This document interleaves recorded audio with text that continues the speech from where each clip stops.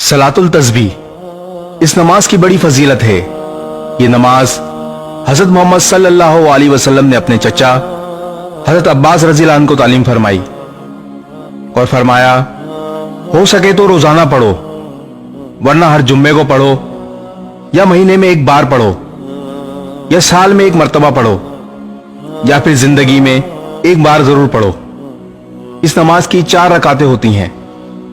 सलातुल तस्बीह की नमाज का तरीक़ेकार सुभान अल्लाह वल्हम्दुलिल्लाह वला इलाहा इल्लल्लाहु वल्लाहु अकबर।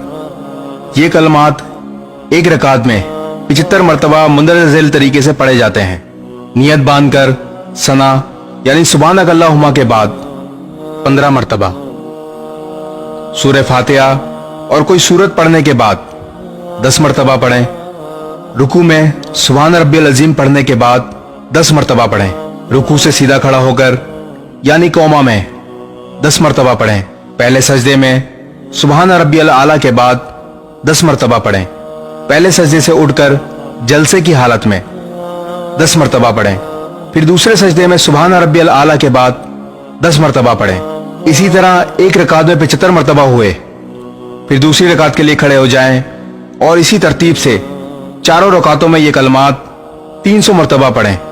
वीडियो को शेयर जरूर करें ताकि लोगों को इस नमाज की फजीलत और तरीक़ेकार मालूम हो सके। जज़ाकल्लाह।